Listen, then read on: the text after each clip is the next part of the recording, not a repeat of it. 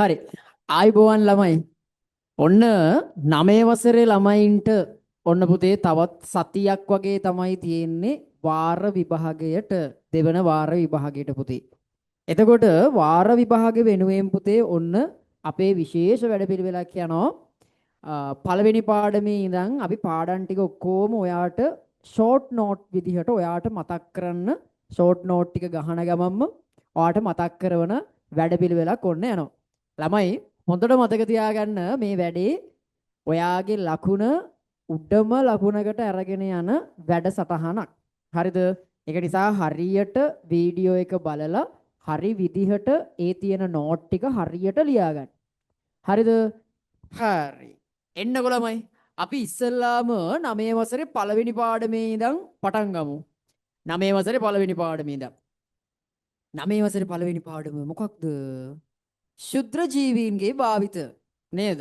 ශුද්‍ර ජීවීන් පුතේ හොඳට අහගෙන ඉන්න. මම පාඩම මුල ඉඳන් ඔයාට ලස්සනට ෂෝට් නෝට් විදිහට මතක් කරනවා මුළු පාඩමම. හරිද? ඒක නිසා හොඳට අහගෙන ඉන්න ඕනේ. හා පුතේ ශුද්‍ර ජීවීන් පුතා මේ ශුද්‍ර ජීවීන් කියලා කියන්නේ අපේ පෘථුවිය තියෙනවනේ.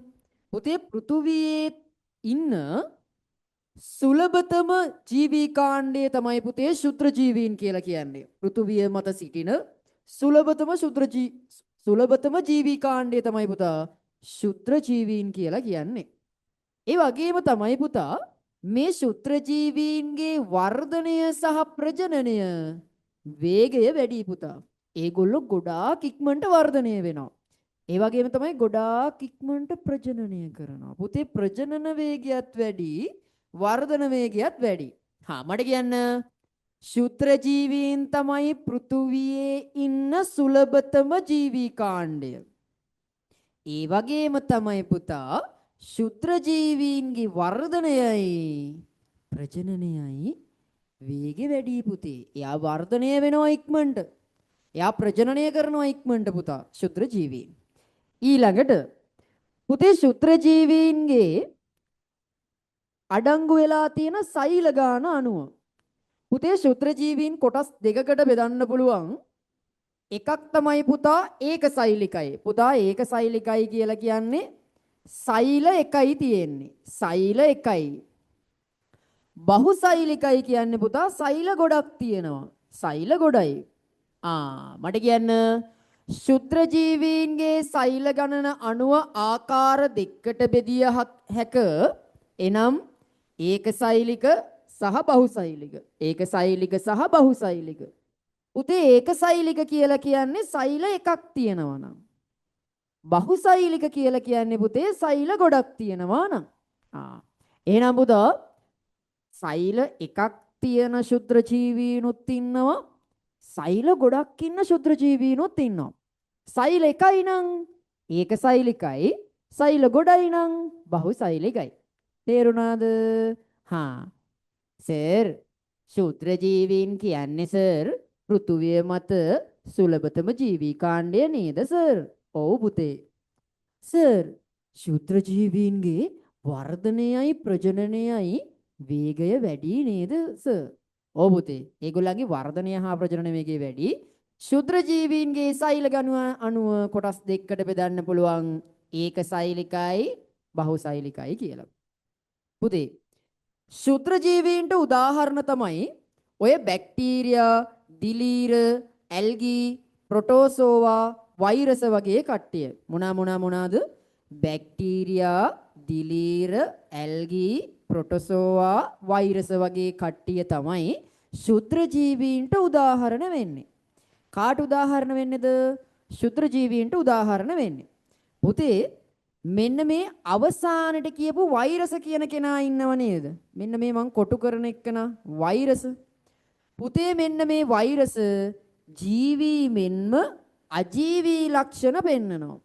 එයාලා පුතා ජීවී ලක්ෂණත් පෙන්නනවා, අජීවී ලක්ෂණත් පෙන්නනවා. ඔන්න මම ඉක්මනට කියනවා. පුතේ පෘථුවිය මත වඩාත් සුලභතම ජීවී කාණ්ඩේ කවුද? ශුද්‍ර ජීවී. ඊළඟට ශුද්‍ර ජීවීන්ගේ වර්ධන වේගයයි ප්‍රජනන වේගයයි ගොඩාක් වැඩි. ශුද්‍ර ජීවීන්ගේ සෛල ගණන අනුව කොටස් දෙකකට බෙදන්න පුළුවන්. ඒක සෛලිකයි බහුසෛලිකයි කියලා. ඊළඟට ශුද්‍ර ජීවීන්ට සඳහා උදාහරණ තමයි බැක්ටීරියා, දිලීර, ඇල්ගී, ප්‍රොටෝසෝවා, වෛරස් වගේ කට්ටිය. පුතේ වෛරස කියලා කියන්නේ ජීවී ලක්ෂණ වගේම අජීවී ලක්ෂණ පෙන්වන ශුද්‍ර ජීවී කාණ්ඩයක්. වෛරස කියලා කියන්නේ. හරිද? ඊළඟට පුතේ ශුද්‍ර ජීවීන් ඉන්නේ කොහෙද? පුතේ ශුද්‍ර ජීවීන් ඉන්නවා පුතේ අපේ පසේ ඉන්නවා. පස. ඒ වගේම තමයි පුතා ජලයේ ඉන්නවා. ඒ වගේම තමයි පුතා වායුගෝලයේ මේ ශුද්‍ර ජීවීන් ඉන්නවා.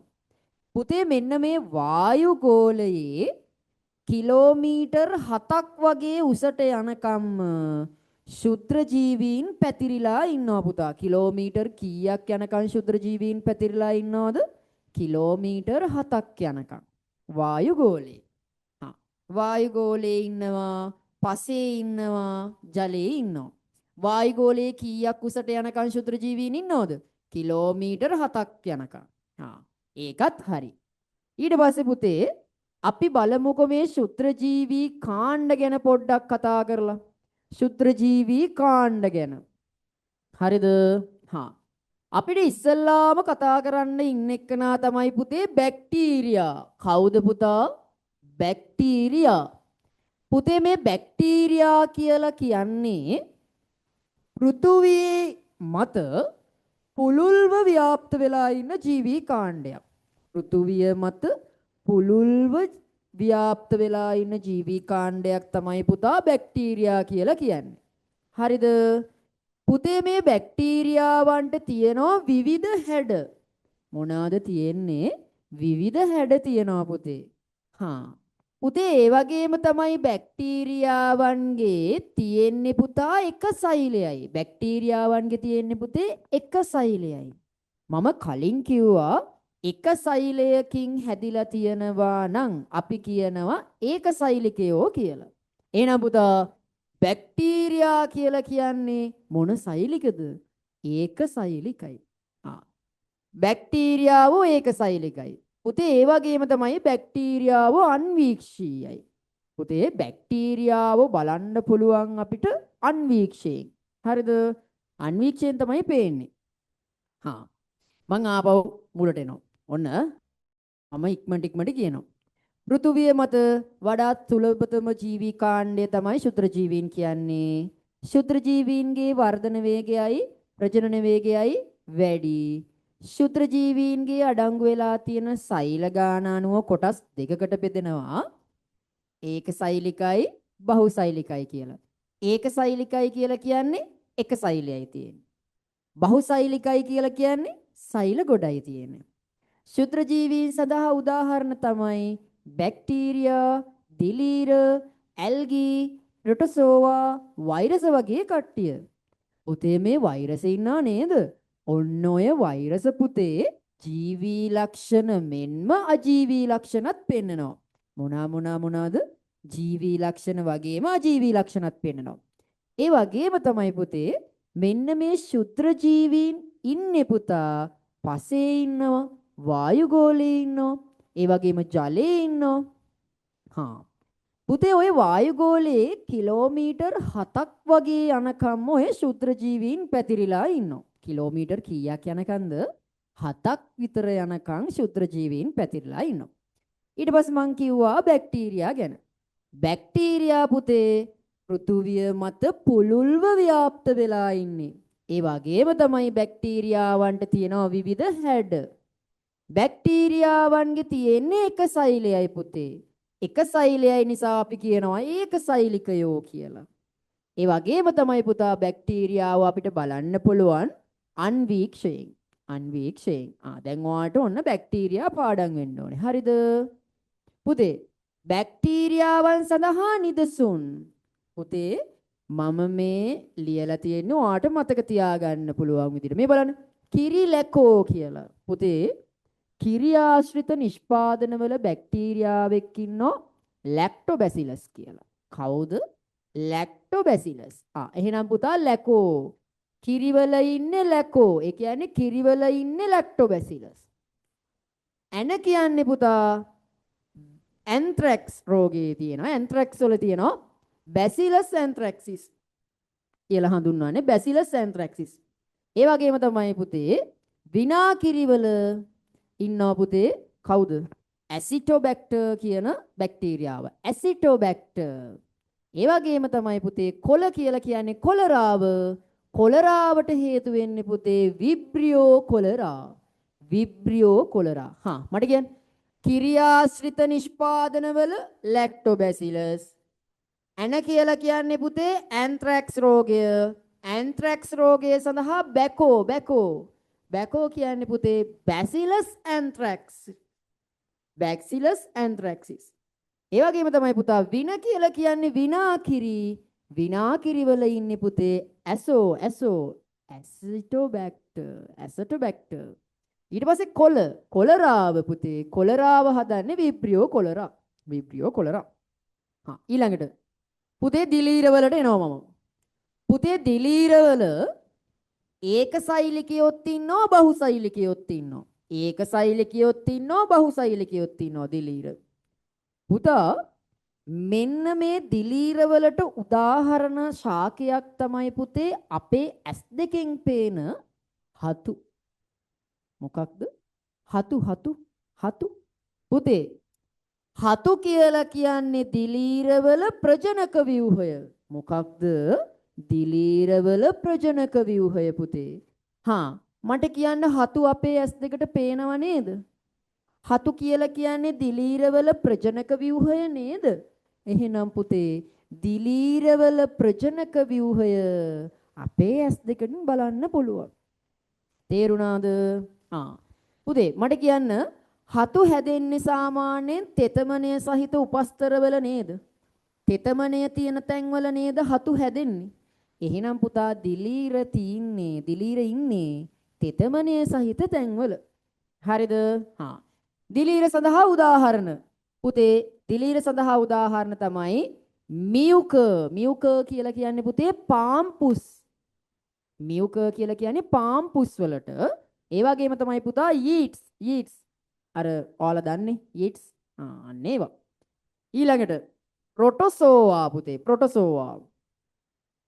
පුතා දැන් ළමයි හොඳට මතක තියාගන්න දැන් මම මේ රිවිෂන් එකක් විදියට යන්නේ. රිවිෂන් එකක් කියන්නේ මොකද සර්? පුතේ රිවිෂන් එකක් කියලා කියන්නේ පාඩම චුට්ටක් වේගෙන් ඔයාට මතක් කරගෙන යනවා. ඔයාට විභාගෙට පාඩම් කරගන්න පුළුවන් වෙන විදිහට මතක් කරගෙන යනවා. හරිද? ඊළඟට පුතේ අපි කතා කරනවා ප්‍රොටෝසෝවා ගැන. කවුරු ගැනද? ප්‍රොටෝසෝවා. පුතේ ප්‍රොටෝසෝවා ඒකසෛලිකයි. පුතේ බලන්න අපිට ඒකසෛලිකයෙක් හම්බුණා කලින්. කවුද? බැක්ටීරියා. පුතේ බැක්ටීරියා මොන සෛලිකද? ඒකසෛලිකයි. බැක්ටීරියා මොන සෛලිකද? ඒකසෛලිකයි. දිලීර මොන සෛලිකද පුතේ? ඒකසෛලික වෙන්නත් පුළුවන්, බහුසෛලික වෙන්නත් පුළුවන්. නේද? මට කියන්න පුතේ අපි අන්තිමට කතා කරපු ප්‍රොටෝසෝවා. ප්‍රොටෝසෝවා මොන සෛලිකද? ඒකසෛලිකයි. ප්‍රොටෝසෝවා මොන සෛලිකද? ඒකසෛලිකයි. පුතේ ප්‍රොටෝසෝවාවන් සංචරණය කිරීම සඳහා පුතේ භාවිතා කරනවා ඔය පක්ෂම වගේ ඒවා, ඒ වගේම කශිකා වගේ ඒවා, ඒ වගේම පුතේ ව්‍යාජපාද වගේ ඒවා පාවිච්චි කරනවා.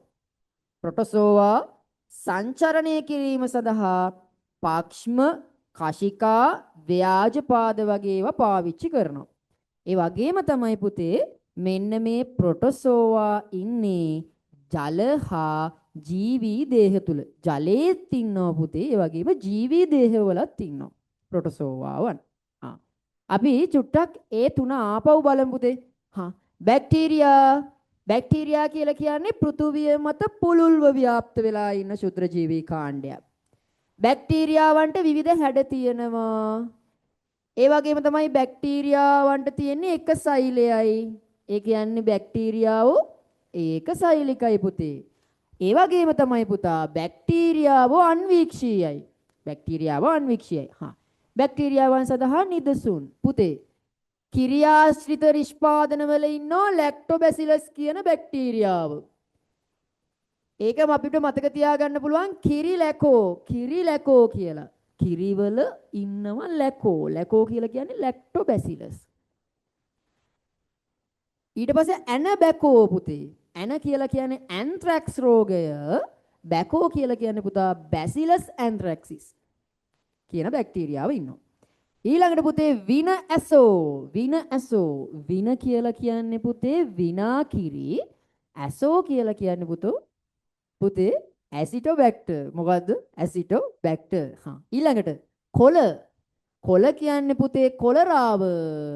කොලරාව හදන්නේ පුතේ විබෝ කියන්නේ විබ්‍රියෝ කොලරා. ඊළඟට දිලීර ඒකසෛලික වෙන්නත් පුළුවන්, බහුසෛලික වෙන්නත් පුළුවන්. පුතේ දිලීරවල ප්‍රජනක ව්‍යුහය තමයි අපි කියන්නේ කවුරු කියලාද? හතු පුතේ අපේ පියවි ඇස් දෙකට දකින්න පුළුවන්. හතු හැදෙන්නේ සාමාන්‍ය මොන වගේ තැන්වලද? තෙතමනය සහිත තැන්වල. එහෙනම් දිලීර ඉන්නේ කොහෙද? තෙතමනය සහිත තැන්වල. දිලීර සඳහා නිදසුන් තමයි මියුක කියලා කියන්නේ පුතා පාම්පුස් වලට. පාම්පුස්. ඒ වගේම තමයි පුතා යීට්ස්. ඊළඟට ප්‍රොටෝසෝවා පුතේ ඒකසෛලිකයි. ඒ වගේම තමයි පුතා ප්‍රොටෝසෝවා සංචරණය සඳහා පුතේ භාවිතා කරනවා පාක්ෂිම, කශිකා, ව්‍යාජපාද වගේ දේවල්. ඒ වගේම තමයි පුතා ප්‍රොටෝසෝවා ඉන්නේ ජලය හා ජීවී දේහ තුල. ජලය සහ ජීවී දේහ තුල ඉන්නෝ ප්‍රොටෝසෝවා. පුතේ ප්‍රොටෝසෝවා සඳහා නිදසුන් කවුද බලන්න මේ බලන්න.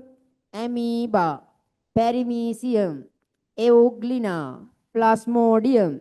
මට කියන්න ප්‍රොටෝසෝවාවන් සඳහා උදාහරණ වන්නේ කවුරුන්ද? ඇමීබා, පැරමීසියම්, එවුග්ලිනා, ප්ලාස්මෝඩියම්. තේරුණාද? ඊළඟට පුතේ ඇල්ගී වලට යනවා අපි. ඇල්ගී පුතේ හොඳට අහගින්. ඇල්ගී ඒකසෛලිකයොත් ඉන්නවා, බහුසෛලිකයොත් ඉන්නවා. ඇල්ගී ඒකසෛලිකයොත් ඉන්නවා, බහුසෛලිකයොත් ඉන්නවා. පුතේ දිලීරත් ඒකසෛලික හෝ බහුසෛලික නේද? ඒකසෛලික දෙන්න කවුද? බැක්ටීරියයි ප්‍රොටෝසෝවාවයි පුතේ ඒකසෛලිකයි. ඒකසෛලික සහ බහුසෛලික කියලා කියන දෙකම ඉන්නේ දිලීරයි ඇල්ගී. ඇල්ගී එහෙනම් ඒකසෛලිකයොත් ඉන්නවා, බහුසෛලිකයොත් ඉන්නවා. පුතේ ඇල්ගී ඉන්නවා සූත්‍රිකාකාර, නිකන් සූත්‍රයක් වගේ. කියන්නේ සූත්‍රෝයි තියෙන්නේ. කියන්නේ නිකන් කෙඳි වගේ. සූත්‍රිකාකාරවත් ඉන්නවා. ඒ වගේම පුතා තලසාකාරවත් ඉන්නවා. තලසක් කියලා කියන්නේ පුතා ඇතිරිල්ලක් වගේ. නිකන් තලයක් වගේ. තේරුණාද? නිකන් කෙඳි වගේත් ඉන්නවා නම් අපි සූත්‍රිකාකාරයි. නැත්තම් තලයක් වගේ තියෙනවා නම් අපි කියනවා තලසාකාරයි කියලා. එහෙනම් ඇල්ගී ඉන්නවා සූත්‍රිකාකාරව හෝ තලසාකාරව. තේරුණාද? ඊළඟට පුතේ ඔය සමහර ඇල්ගී ශාක. හරිද? සමහර ඇල්ගී ශාක. පුතේ මෙන්න මෙහෙම ජල පෘෂ්ඨවල පාවෙනවා. හරිද? ජල පෘෂ්ඨවල පාවෙන අන්වීක්ෂීය ඇල්ගී ශාක ඉන්නවා පුතේ. දැන් මෙන්න මෙහෙම ජල පෘෂ්ඨය තියෙනවා. මේ ජල පෘෂ්ඨයේ උඩ පාවෙලා ඉන්නවා පුතේ අන්වීක්ෂීය ඇල්ගී ශාක. හරිද? ඔන්න ඔය ජල පෘෂ්ඨ මත පාවෙන අන්වීක්ෂීය ඇල්ගී ශාක වලට කියනවා පුතා අපි ප්ලවාංග කියලා. මොනාග කියලාද? ප්ලවාංග. මොන වාංගද? ප්ලවාංග. මොන වාංගද? ප්ලවාංග. මොනවාද පුතේ? ප්ලවාංග. ප්ලවාංග කියලා කියන්නේ මොනවද? ජල පෘෂ්ඨ මත පාවෙන අන්වීක්ෂීය ඇල්ගී ශාක. අන්වීක්ෂීය ඇල්ගී ශාක. හරිද? ඒ වගේම තමයි පුතා මෙන්න මේ ඇල්ගාවෝ. බලන්න. දැන් හරි නේද? දැන් හරි. බලාගෙන ඉන්න. පුතේ හොඳට අහගෙන ඉන්න. ඔන්න ඇල්ගී පුතේ ඇල්ගී ඒකසෛලිකයොත් ඉන්නවා බහුසෛලිකයොත් ඉන්නවා. පුතේ ඇල්ගී පුතේ කෙඳි කෙඳි වගේත් ඉන්නවා. පුතේ කෙඳි කෙඳි වගේ ඉන්නකොට අපි කියනවා සූත්‍රිකාකාරයි කියලා. මොන කාරද? සූත්‍රිකාකාර. පුතේ ඒ වගේම ඇල්ගී ඉන්නවා තලයක් වගේ පුතා. තලයක් වගේ නිකන් ඇතිරිල්ලක් වගේ. ඒක එතකොට පුතේ තලසාකාරයි කියලා. ඇල්ගී ඉන්නවා සූත්‍රිකාකාර හෝ තලසාකාර විදිහට ඉන්නවා. ඇල්ගී සූත්‍රිකාකාර හෝ තලසාකාරව ඉන්නවා. පුතේ ඒ වගේම තමයි මෙන්න මේ ඇල්ගී පුතා සමහර ඇල්ගී ශාක ඉන්නවා පුතේ ඔය ජල පෘෂ්ඨ තියෙනවනේ. දැන් මෙහෙම ජල පෘෂ්ඨයක් තියෙනවා කියලා හිතන්නකෝ. ඔහොම ජල පෘෂ්ඨයක් තියෙනවා. දැන් මෙහෙම තියෙන ජල පෘෂ්ඨයේ සමහර පාවෙමින් ඉන්නවා පුතා ඇල්ගී ශාක. මෙන්න මෙහෙම ජල පෘෂ්ඨයේ මෙහෙම පාවෙමින් ඉන්නවා පුතේ ඇල්ගී ශාක. හරිද? පුතේ මෙන්න මේ ජල පෘෂ්ඨ මත පාවෙන අන්වීක්ෂීය ඇල්ගී ශාක වලට පුතේ අපි කියනවා ප්ලවාංග කියලා. මොන වාංගද? ප්ලවාංග. හරිද? මොන වාංගද? ප්ලවාංග. තේරුණාද? හා. ඊළඟට පුතා මෙන්න මේ ඇල්ගී දැන් ඔයා හිතන්න පුතේ මම මේ කොටුවක් විදිහට ඇඳලා තියෙන්නේ ඇල්ගී. හරිද? පුතේ මම මේ සංකේතාත්මකව ඇඳලා තියෙන්නේ. ඔයාට තේරුම් ගන්න පුළුවන් වෙන්න.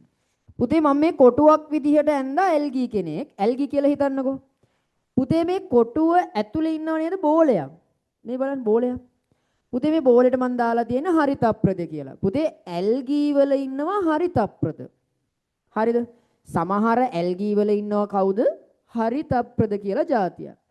ඔන්න ඔය හරිතප්‍රද තුල පුතේ ඉන්නවා ක්ලෝරොෆිල් කියලා වර්ණකයක්. මොනොරොෆිල් කියලා වර්ණකයක්ද පුතේ? ක්ලෝරොෆිල් කියලා වර්ණකයක්. පුතේ මෙන්න මේ ක්ලෝරොෆිල් වර්ණකය මගින් කරන්නේ ප්‍රභා සංශ්ලේෂණය සිදු කරනවා. මොකද්ද ප්‍රභා සංශ්ලේෂණය කියන්නේ පුතේ? ආලෝක ශක්තිය භාවිතා කරලා ශාක තුල ආහාර නිෂ්පාදනය කරන එක. තේරුණාද? හා. ආහාර නිෂ්පාදනය කරන එක. ඊළඟට වෛරස. පුතේ වෛරස ඉලෙක්ට්‍රෝන අන්වීක්ෂීයයි. පුතේ අපිට සාමාන්‍යයෙන් අන්වීක්ෂයකින් බලන්න බෑ. ඉලෙක්ට්‍රෝන අන්වීක්ෂයක් ඕනේ වෛරසයක් බලන්න නම්. හරිද? වෛරසයක් බලන්න නම් අපිට ඕනේ මොකක්ද? ඉලෙක්ට්‍රෝන අන්වීක්ෂයක්. හා. පුතේ වෛරස ඉලෙක්ට්‍රෝන අන්වීක්ෂීයයි. ඒ වගේම තමයි පුතා වෛරස වල තියෙනවා ජීවී ලක්ෂණ වගේම අජීවී ලක්ෂණත්. මොන ලක්ෂණ වගේම මොන ලක්ෂණක් තියෙනවද පුතා? ජීවී ලක්ෂණ වගේම අජීවී ලක්ෂණක් තියෙනවා වෛරස වලට. තේරුණාද? ඊළඟ කතාව. පුතේ මෙන්න මේ වෛරස ගුණණය වෙන්නේ. එහෙමත් නැත්නම් වෛරස ප්‍රජනනය කරන්නේ ජීවී දේහයක් ඇතුලේ විතරයි. ඒ කියන්නේ ළමයි කවුරු හරි ජීවියෙක් ඉන්න ඕනි එයාට ප්‍රජනනය කරන්න. සර් ඔව් කොහොමත් සර් ප්‍රජනනය කරන්න ජීවියෙක් ඕනි තමයි. ඒක හරි සර්. ඒක නෙවෙයි ළමයි මම කියන්නේ. පුතේ මේ අහන්නකෝ. ජීවී දේහයක් ඇතුළට ගියොත් විතරයි එයාට ප්‍රජනනය කරන්න පුළුවන්. තේරුණාද? ජීවී දේහයක් ඇතුලේ විතරයි පුතා ගුණණය වෙන්න පුළුවන්. ගුණණය කියලා කියන්නේ ගුණණය කියන්නේ නිකන් ප්‍රජනනය කරනවා. ගුණණය කියන්නේ ප්‍රජනනය කරනවා. ඒ කියන්නේ වෛරස් ගාන වැඩි කරනවා. ගාන වැඩි කරනවා. තේරුණාද? හා. ඊළඟට පුතේ වෛරස් වලට සෛල සංවිධානයක් නැහැ. මොකක් නැද්ද? සෛල සංවිධානයක් නැහැ. ඒ වගේම පුතා ශ්වසනය වර්ධනය වගේ දේවල්. ඒ කියන්නේ ශ්වසනය වර්ධනය වගේ ජීවී ලක්ෂණ වෛරස පෙන්වන්නේ නැහැ. ශ්වසනය කියන්නේ පුතා හුස්ම ගන්න එකට. වෛරස කවදාවත් හුස්ම ගන්නෙ නැහැ පුතේ. ශ්වසනය පෙන්වන්නේ නැහැ. වර්ධනය කියන්නේ පුතේ එන්න එන්න ලොකු වෙනවා. එන්න එන්න වර්ධනය වෙනවා. පුතේ වෛරස කවදාවත් වර්ධනය වෙන්නෙත් නැහැ. වෛරස ශ්වසනය කරන්නෙත් නැහැ. වර්ධනය වෙන්නෙත් නැහැ. තේරුණාද? හා. ඊළඟට පුතේ වෛරස සඳහා නිදසුන්. පුතේ පළවෙනි එක්කන ඉන්ෆ්ලුවෙන්සා. කවුද? ඉන්ෆ්ලුවෙන්සා වෛරසය. ඊළඟට පුතේ ඉබෝලා වෛරසය. ඊළඟට පුතා ඩෙන්ගු ඉන්ෆ්ලුවෙන්සා වෛරසය, ඉබෝලා වෛරසය, ඒ වගේමපත් තමයි පුතේ ඩෙන්ගු වෛරසය. මේ දවස්වල වැඩියෙන්ම පැතිරිලා යන රෝගයක් තමයි පුතා ඩෙන්ගු කියලා කියන්නේ. හරි? ඩෙන්ගු හැදෙන්නේ ළමයි අපි විහිම්ම කරගන්න දේවල් වලින් තමයි. කොච්චරවත් මිනිස්සුන්ට කිව්වට මිනිස්සු අහන්නේ නැහනේ. කුණු ගොඩවල් දාන්න එපා, ප්ලාස්ටික් දාන්න එපා, පොල් කටු දාන්න එපා, වතුර හැදෙන තැන්වල තියන්න එපා, වතුර රැඳෙන තැන් තියන්න එපා කියලා කිව්වට කොච්චර කිව්වත් අපි ඒක කරන්නේ නැහනේ ළමයි. නේ? ඒක නිසා අපි විහිම්ම තමයි ඒක පාලනය කරගන්න ඕනේ. හරි. ඊළඟට පුතේ දැන් ඔන්න ශුද්‍ර ජීවී කාණ්ඩ ටික හරි. හරිද? විශේෂ ටිකක් මම කියන්නම්කෝ. පුතේ මෙන්න මේ බැක්ටීරියයි ප්‍රොටෝසෝවාවයි තමයි පුතේ ඒකසෛලික ශුද්‍ර ජීවීන්. ඒකසෛලික සහ බහුසෛලික කියන දෙකම අඩංගුනේ පුතා දිලීර ඇල්ගී කියන දෙන්නට. අපි ඊළඟ කතාවට යන්. ඊළඟ කොටසට යන්. අපිට ඉක්මනට පුතේ අපි මතක තියාගමු. හරි? ශුද්‍ර ජීවීන් ජීවත් වන පරිසර පුතේ. පුතේ ශුද්‍ර ජීවීන් ජීවත් වෙනවා අපේ කියන්නේ අපේ වේවා සත්තුන්ගේ වේවා ජීවී දේහ තුල. හරිද? ශුද්‍ර ජීවීන් ජීවත් වෙන තැනක් තමයි පුතා ජීවී දේහය කියලා කියන්නේ. ජීවී දේහ ඇතුලේ ශුද්‍ර ජීවීන් ජීවත් වෙනවා. හරිද? ජීවී දේහවල දැන් පුතේ මුඛය කියලා කියන්නේ අපේ කට ඇතුලේ ශුද්‍ර ජීවීන් ඉන්නවා. ඒ වගේම තමයි පුතා ආහාර මාර්ගයේ අපි ආහාර ජීර්ණය වෙනවනේ. ගිලලා යනවනේ. අන්නේ ආහාර මාර්ගයේ ශුද්‍ර ජීවීන් ඉන්නවා. ඒ වගේම තමයි පුතා ලිංගික මාර්ගයේ ශුද්‍ර ජීවීන් ඉන්නවා. ඒ වගේම තමයි පුතේ අපේ හමෙත් ශුද්‍ර ජීවීන් ඉන්නවා. ඒ වගේම තමයි පුතේ ශුද්‍ර ජීවීන් ආහාරවල ඉන්නවා. මස්, මාළු, එළවලු, පළතුරු වගේ ආහාරවලත් පුතේ ශුද්‍ර ජීවීන් ඉන්නවා. තේරුණාද? ඊළඟට පුතේ ශුද්‍ර ජීවීන් ජීවත් වන තවත් පරිසරයකට උදාහරණයක් තමයි පුතා ආන්තික පරිසර. පුතේ ආන්තික පරිසර කියලා කියන්නේ මේවන් උණුදිය උල්පත් සාගර ඔය පෙට්‍රල් ඩීසල් පුතේ පෙට්‍රල් ඩීසල් කියලා කියන්නේ ආන්තික පරිසර සඳහා උදාහරණයක්. එහෙනම් ශුද්‍ර ජීවීන් පෙට්‍රල් වල ඉන්නවා. ඩීසල් වල ඉන්නවා. හරිද? ලවණ බිම් වල ඉන්නවා. වගුරු බිම් වල ඉන්නවා. උණුදිය උල්පත් වල ඉන්නවා. සාගර වල ඉන්නවා. තේරුණාද? ඔන්න ඔය තැන් වල පුතා ශුද්‍ර ජීවීන් ඉන්නවා. තේරුණාද? ඊළඟ කතන්දරේ. මේ අහන්නකෝ. දැන් පුතේ අපි වැදගත්ම කොටසට එනවා. ශුද්‍ර ජීවීන්ගේ හිතකර බලපෑම් සහ අහිතකර බලපෑම් ගැනයි මම කතා කරන්න යන්නේ. හරිද? හොඳට අහගෙන ඉන්න පැටියෝ. මේ අහන්නකෝ. මම ඉස්සල්ලාම ඔයාට කියලා දෙන්නම් ශුද්‍ර ජීවීන්ගේ හිතකර බලපෑම් ගැන. මොනවා ගැනද? ශුද්‍ර ජීවීන්ගේ හිතකර බලපෑම් ගැන මම ඉස්සල්ලාම කියලා දෙන්නම්. හොඳට අහන් ඉන්න පුතේ. ශුද්‍ර ජීවීන්ගේ හිතකර බලපෑමකට උදාහරණයක් තමයි පුතා කෘෂි කර්මාන්තයට භාවිතා කරනවා. ශුද්‍ර ජීවීන් යොදා ගන්නවා මොන කර්මාන්තයටද? කෘෂි කර්මාන්තයට. ගොවිතැන් කරන්න ශුද්‍ර ජීවීන් භාවිතා කරනවා. අපි බලමුකෝ පුතේ. ඉස්සල්ලාම පුතේ කෘෂි කර්මාන්තයේදී ශුද්‍ර ජීවීන් භාවිතා කරන එක තැනක් තමයි පුතා නයිට්‍රජන් තිර කරන්න. මොනා තිර කිරීමටද? නයිට්‍රජන් තිර කිරීමට. පුතේ මේ අහන්නකෝ. මම කියන්නම් නයිට්‍රජන් තිර කරගන්නේ කොහොමද කියලා. හරිද? මේ බලන්න. පුතේ මේ තියෙන්නේ ඔයා හිතන්න රනිල කුලයේ ශාකයක් කියලා. රනිල කුලයේ ශාක සර් මම සර් රනිල් වික්‍රමසිංහ නම් දන්නවා සර් රනිල කුලයේ ශාක නම් සර් දන්නේ මම. ළමයි රනිල කුලයේ ශාක කියලා කියන්නේ ඔයාලා කන බෝංචි එහෙම ඉන්නවනේ. ඒ වගේම මෑ එහෙම තියෙන්නේ. මෑ ශාකය. ඒ වගේම දඹල ශාකය. අන්න ඒ වගේ කට්ටියට තමයි පුතේ රනිල කුලයේ ශාක කියලා කියන්නේ. පුතේ ඔය බෝංචි මෑ දඹල වගේ රනිල කුලයේ ශාකවල පුතා මුල්වල තියෙනවා මූල ගැටති. මෙන්න පුතා මුල. මේ මුලේ තියෙනවා පුතා මූල ගැටිති. හරිද? පුතේ මම මේ මූල ගැටිත්තක් ලොකු කරලා ඇඳලායි මම මේ ඔයාට පෙන්නලා තියෙන්නේ. මේ බලන්න. මූල ගැටිත්ත ඔයාට මම ලොකු කරලා ඇඳලා මේ පෙන්නලා දිනවා මේ. දැක්කද? ආ.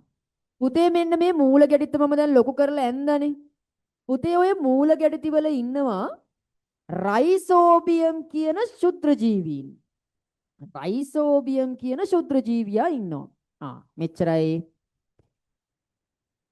මෑ බෝංචි දඹල වගේ රනිල කුලයේ ශාකවල මූල ගැටතිවල ඉන්නවා මොන ශුද්‍රජීවියාද? රයිසෝබියම් කියන ශුද්‍රජීවියා. කවුද පුතේ? රයිසෝබියම් කියන ශුද්‍රජීවියා. පුතේ මෙන්න මේ රයිසෝබියම් කියන ශුද්‍රජීවියා මගින් කරන්නේ ළමයි වායුගෝලයේ තියෙන නයිට්‍රජන් අවශෝෂණය කරගන්නවා. මේ බලන්න.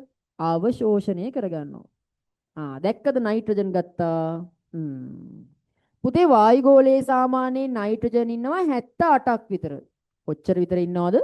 78ක් විතර. 178ක් විතර ඉන්නවා. 178ක් විතර ඉන්නවා නයිට්‍රජන්. තේරුණාද?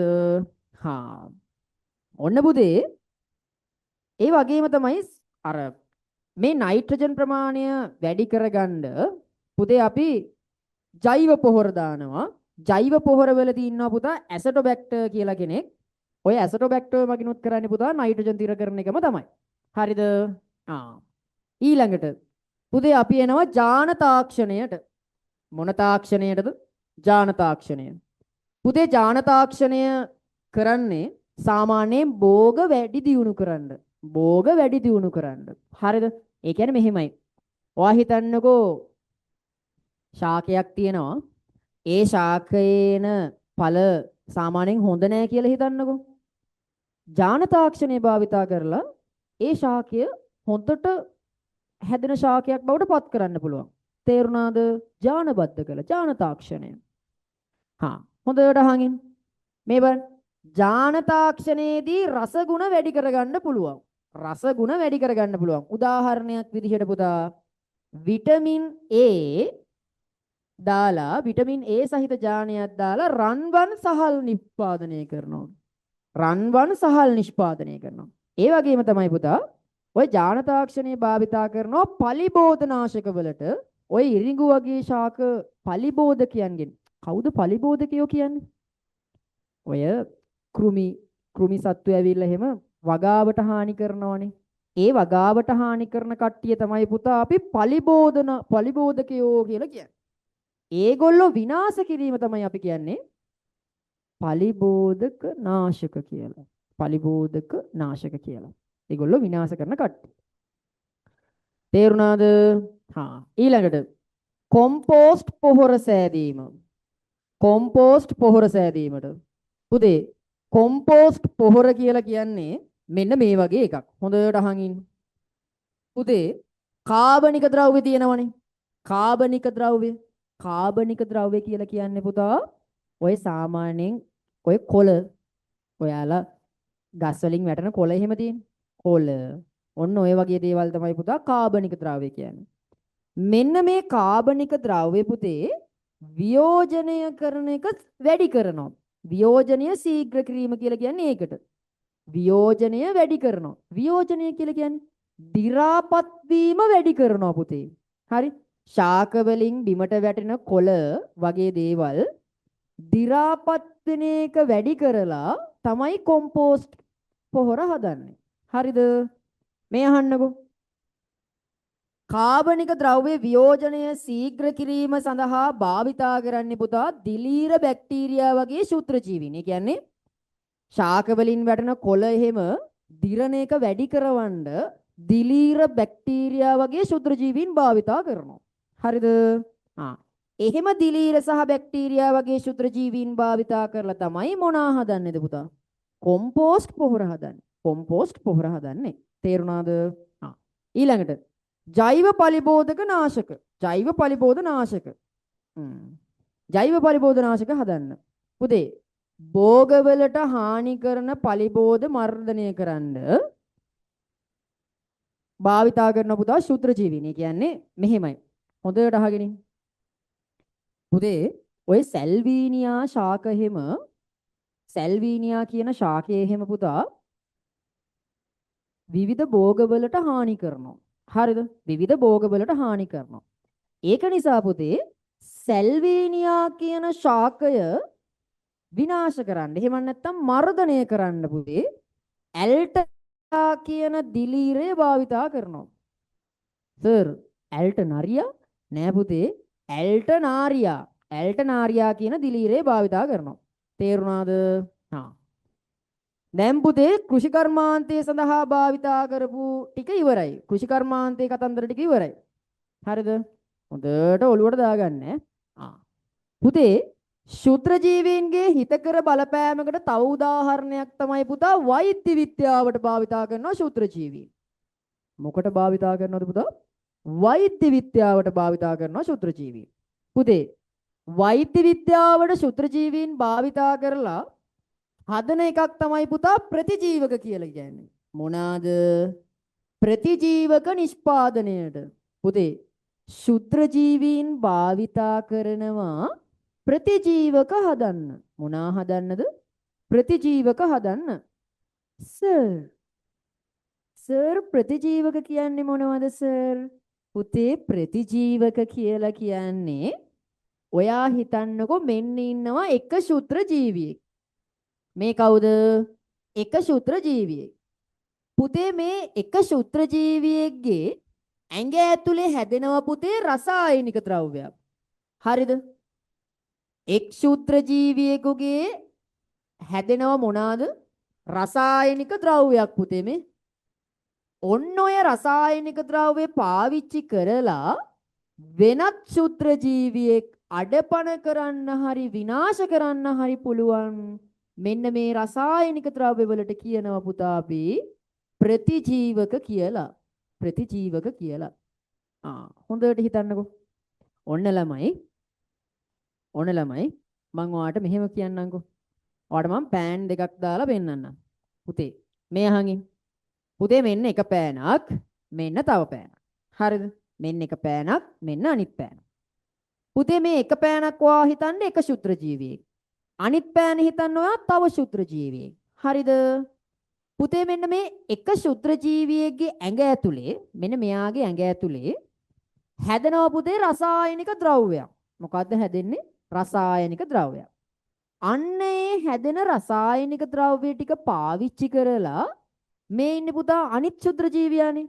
මේ ශුද්‍ර ජීවියාව විනාශ කරලා දාන්න හරි අඩපණ කරන්න හරි. ඒ කියන්නේ එයා අර ක්‍රියාකාරීත්වය අඩු කරන්න හරි අන්න එහෙම පාවිච්චි කරන රසායනික ද්‍රව්‍ය වලට තමයි පුතා අපි කිව්වේ ප්‍රතිජීවක කියලා. තේරුණාද? ප්‍රතිජීවක කියලා 9 වසරේ විද්‍යාවට අදාළව පුතේ ප්‍රතිජීවක නිෂ්පාදනය කිරීම සඳහා භාවිතා කරන පුතා දිලීර බැක්ටීරියා වගේ කට්ටිය. කවුද? දිලීර බැක්ටීරියා වගේ කට්ටිය භාවිතා කරනවා. පුතේ මේ බලන්න දිලීර හරිද? විනාශ කරන්න භාවිතා කරන කෙනෙක් තමයි පුතා ග්‍රීසියෝ ෆුල්වීන් කියන්නේ. ග්‍රීසියෝ ෆුල්වීන් දිලීර විනාශ කරන කිරීම සඳහා භාවිතා කරන ප්‍රතිජීවකයක්. දිලීර විනාශ කිරීම සඳහා භාවිතා කරන ප්‍රතිජීවකයක් තමයි ග්‍රීසියෝ ෆුල්වීන් කියලා කියන්නේ. ඒ වගේම තමයි පුතා බැක්ටීරියා වර්ග ටිකක් ඉන්නවා. පෙනිසිලින්, ඇමොක්සලින්, ටෙට්‍රාසයික්ලින්, එරිත්‍රොමයිසින්. පුතේ ප්‍රතිජීවක සඳහා උදාහරණ තමයි මේ. පෙනිසිලින්, ඇමොක්සලින්, ටෙට්‍රාසයික්ලින්, එරිත්‍රොමයිසින්. පුතේ මෙන්න මේ පෙනිසිලින්, ඇමොක්සලින්, ටෙට්‍රාසයික්ලින්, එරිත්‍රොමයිසින් කියන මෙන්න මේ කට්ටිය වගින් කරන්නේ පුතා බැක්ටීරියා වගේ කට්ටිය විනාශ කරනවා. තේරුණාද? ඒකත් හරි. ඊළඟට පුතේ මම එන්නම් මෙතනට. හරිද? මම මෙතනට එන්නම්. මෙතනට නෙමෙයි මෙතනට. ප්‍රතිශක්තිකරණ එන්නත් සෑදීමට. පුතේ ශුද්‍ර ජීවීන් භාවිතා කරනවා ප්‍රතිශක්තිකරණ එන්නත් හදන්න. මොනවා හදන්නද පුතා? ප්‍රතිශක්තිකරණ එන්නත් හදන්න. පුතේ හොඳට අහගෙන ඉන්න. ප්‍රතිශක්තිකරණ එන්නත් කියලා කියන්නේ එන්නත් හදන්නේ පුතා මෙන්න මෙහෙම. මේ බලන්නකෝ. ඔයා හිතන්න මම මේ රවුමක් විදිහට ඇඳලා තියෙන්නේ අඩපණ කරන ලද ශුද්‍ර ජීවියෙක් කියලා. මම මේ රවුමක් විදිහට ඇඳලා තියෙන්නේ අඩපණ කරන ලද ශුද්‍ර ජීවියෙක්. ඒ වගේම පල්ලෙහා රවුමෙන් මම ඇඳලා තියෙන්නේ මියගිය ශුද්‍ර ජීවියෙක්. හරිද? පුතේ මෙන්න මේ මිය ගියපු ශුද්‍ර ජීවීන්ගෙන් හරි අඩපණ කරන ලද ශුද්‍ර ජීවීන්ගෙන් හරි ඒ දෙගොල්ලෝ ගාවම තියෙනවා පුතා විෂ. මේ බලන්න විෂ. අඩපද ශුද්‍ර ජීවීන්ගෙන් හෝ මියගිය ශුද්‍ර ජීවීන්ගෙන් ලබාගත් විෂ මගින් තමයි මොනා හදන්නේද? ප්‍රතිශක්තිකරණ එන්නත් හදන්නේ. පුතේ මෙන්න මේ මියගිය ශුද්‍ර ජීවීන් මගින් හදන විෂ මගින් හදන ප්‍රතිශක්තිකරණ එන්නත් සඳහා භාවිතා කරන පුතා මේ බලන්න කොලරාව වලට භාවිතා කරනවා. ටයිෆොයිඩ් කියන රෝගියට භාවිතා කරනවා. තේරුණාද? පුතේ අඩපණ කරන ලද ශුද්‍ර ජීවීන්ගෙන් හදපු ප්‍රතිශක්තිකරණ එන්නත් ගන්නේ පෝලියෝ සරම්ප වගේ රෝගවලට. පෝලියෝ සරම්ප වගේ රෝගවලට. තේරුණාද? හා මෙච්චරයි. ප්‍රතිශක්තිකරණ එන්නත් කියලා කියන්නේ මිය ගියපු ශුද්‍ර ජීවියෙක්ගේ ඇඟ ඇතුලේ තියෙන විෂ හරි. අඩපණ කරන ලද ශුද්‍ර ජීවියෙක්ගේ ඇඟ ඇතුලේ තියෙන විෂ හරි එකතු කරලා හදන එන්නතක් තමයි ප්‍රතිශක්තිකරණ එන්නත් කියන්නේ. පුතේ මිය ගියපු ශුද්‍ර ජීවියෙක්ගේ ඇඟ ඇතුලේ තියෙන විෂ දාලා හදපු ප්‍රතිශක්තිකරණ එන්නත අපි ගන්න සාමාන්‍යයෙන් කොලරාව ටයිෆොයිඩ් වගේ රෝගවලට. තේරුණාද? ඒ වගේම තමයි ළමයි අඩපණ කරන ලද ශුද්‍ර ජීවීන් භාවිතා කරලා ඒගොල්ලන්ගේ විෂ භාවිතා කරලා හදන ප්‍රතිශක්තිකරණ එන්නත් භාවිතා කරනවා ළමයි. කොලරාව සරම්ප වගේ පෝලියෝ සරම්ප වගේ රෝගවලට. පෝලියෝ සරම්ප වගේ රෝගවලට. තේරුණාද? ඔන්න ළමයි අන්තිම ටික යන්නේ. අන්තිම ටික දැන් යන්නේ. හරි? පුතේ මෙන්න මේ විෂහරණය කරන ලද දූලකත් භාවිතා කරන ඔය පිටගැස්ම ගලපටලය වගේ රෝගවලට. විෂහරණය කරන ලද දූලක භාවිතා කරනවා පිටගැස්ම ගලපටලය වගේ රෝගවලට. මම ළමයි ගොඩාක් විස්තර කරන්න යන්නේ මොකද ඔයාට ඉක්මනට ඔයාට මතක් කරගන්න පුළුවන් වෙන විදිහට තමයි මේක හදන්නේ. හරිද? ළමයි ඊළඟට ප්‍රතිදූලක නිෂ්පාදනයට ප්‍රතිදූලක නිපදවීමට පුතේ හොඳට අහගෙන ඉන්න. ප්‍රතිදූලක කියලා කියන්නේ මෙන්න මේකට. මේ අහන්නකෝ. මෙන්න ඉන්නවා ඔයා හිතන්න ළමයි ව්‍යාධි ජනක බැක්ටීරියාවෙක්. මේ ඉන්නේ ඔයා හිතන්න ව්‍යාධි ජනක බැක්ටීරියාවෙක්. හරිද? පුතේ මෙන්න මේ ව්‍යාධි ජනක බැක්ටීරියාවන්ගේ ඇතුලේ ඉන්නවා ජෛව රසායනික ද්‍රව්‍ය කියලා જાතියක්. ව්‍යාධි ජනක බැක්ටීරියාවන්ගේ ඇතුලේ තියෙනවා ජෛව රසායනික ද්‍රව්‍ය කියලා જાතියක් පුතා. ව්‍යාධි ජනක බැක්ටීරියාවන්ගේ ඇතුලේ ඉන්නවා කවුද? ජෛව රසායනික ද්‍රව්‍ය කියලා જાතියක්. ඔන්න ඔය ජෛව රසායනික ද්‍රව්‍ය මගින් කරන්නේ පුතා ධාරකයාගේ ක්‍රියාකාරීත්වයට හානි පමුණවනවා. ධාරකයාගේ ක්‍රියාකාරීත්වයට හානි පමුණවනවා. තේරුණාද? ධාරකයා කියලා කියන්නේ පුතා ධාරකයා කියලා කියන්නේ ධාරකයා පුතේ ඇඟේ ඉන්න කෙනා. ඒ කියන්නේ ඒ වෛරස් එක ඒ කියන්නේ එහෙමත් නැත්නම් ඒ රෝගේ තියෙන කෙනා තමයි ධාරකයා. ඒකට උපස්තරයේ සරසන කෙනා තමයි ධාරකයා. හරිද? ප්‍රතිදූලක නිපදවීම කියලා කියන්නේ ව්‍යාධි ජනක බැක්ටීරියාවන්ගේ තුල ඇති ජෛව රසායනික ද්‍රව්‍ය මගින් ධාරකයාගේ ක්‍රියාකාරීත්වයට හානි පමුණවනවා නම් පුතා ඒවා දූලක කියලා හඳුන්වනවා. සාමාන්‍ය ළමයි මේ ප්‍රතිදූලක අපි භාවිතා කරනවා පිටගැස්ම සඳහා එන්නත. පිටගැස්ම සඳහා භාවිතා කරන එන්නතක් විදිහට ඔය දූලක භාවිතා කරනවා. තේරුණාද? ඊළඟට කර්මාන්ත සඳහා භාවිතා කරනවා. ළමයි ඔන්න ශුද්‍ර ජීවීන්ගෙන් කරගන්න තවත් වැඩක් තමයි පුතා කර්මාන්ත සඳහා භාවිතා කරනවා ශුද්‍ර ජීවීන්. කර්මාන්ත සඳහා භාවිතා කරනවා ශුද්‍ර ජීවීන්. හරිද? හොඳට අහගෙන ඉන්න. පුතේ විවිධ කර්මාන්ත සඳහා ශුද්‍ර ජීවීන් භාවිතා කරනවා. ළමයි ශුද්‍ර ජීවීන් භාවිතා කරන එක කර්මාන්තයක් තමයි ජීව වායු නිෂ්පාදනයේට. ජීව වායු නිෂ්පාදනයේට ශුද්‍ර ජීවීන් භාවිතා කරනවා. සර් කොහොමද සර් ජීව වායු හදන්නේ? පුතේ හොඳට අහගෙන ඉන්න. පුතේ ජීව වායුවක් සෑදීමට භාවිතා කරන මිශ්‍රණයක අඩංගු වෙන්නේ ජලය තියෙනවා, පිදුරු තියෙනවා, ගොම තියෙනවා. හොඳට ජලයයි පිදුරුයි ගොමයි හොඳට දාලා පුතේ හදනවා ජීව වායු සෑදීමට භාවිතා කරන මිශ්‍රණය. මෙන්න මේ මිශ්‍රණයෙන් කොටසක් පුතේ මම මෙහෙම චූටියට පොඩ්ඩක් රවුම් කරලා ඔයාට පෙන්නනවා. මෙන්න මේ මිශ්‍රණය ඇතුලේ ඉන්නව ළමයි ශුද්‍ර ජීවියෙක් මෙතනොකොකුස් කියලා. පුතේ මම මේ කොටසක් තමයි අරන් තියෙන්නේ. කොටසක චුට්ටක් මම පෙන්නුවා මේ මෙතනොකොකුස් කියන ශුද්‍ර ජීවියා ඉන්නවා කියලා. හරිද? ජීව වායු මිශ්‍රණයේ ඉන්නවා මෙතනොකොකුස් කියන ශුද්‍ර ජීවියා. පුතේ ඔන්න ඔය මෙතනොකොකුස් කියන ශුද්‍ර ජීවියා මගින් කරන්නේ මෙතේන් කියන වායුව හදනවා. මොකක් වායුවද හදන්නේ පුතා? මෙතේන් කියන වායුව හදනවා. පුතා මෙතේන් කියලා කියන්නේ බල ශක්ති ප්‍රභවයක්. මොන ශක්ති ප්‍රභවයක්ද? බල ශක්ති ප්‍රභවයක්. මොන ශක්ති ප්‍රභවයක්ද? බල ශක්ති ප්‍රභවයක්. හරිද? හා. ඊළඟට කිරියාශ්‍රිත නිෂ්පාදන සඳහා භාවිතා කරනවා. මොන ආශ්‍රිත නිෂ්පාදන සඳහා භාවිතා කරනවද? කිරියාශ්‍රිත නිෂ්පාදන සඳහා භාවිතා කරනවා. කිරියාශ්‍රිත නිෂ්පාදන පුතේ කිරියාශ්‍රිත නිෂ්පාදන සඳහාත් භාවිතා කරනවා. කිරියාශ්‍රිත නිෂ්පාදන සඳහාත් භාවිතා කරනවා ශුද්‍ර ජීවීන්. හරිද? කිරියාශ්‍රිත නිෂ්පාදන සඳහාත් භාවිතා කරනවා ශුද්‍ර ජීවීන්. හා මේ අහන්න. පුතේ මම මේ ඇඳලා තියෙන්නේ එලකිරි. මොනවද ඇඳලා තියෙන්නේ? එලකිරි.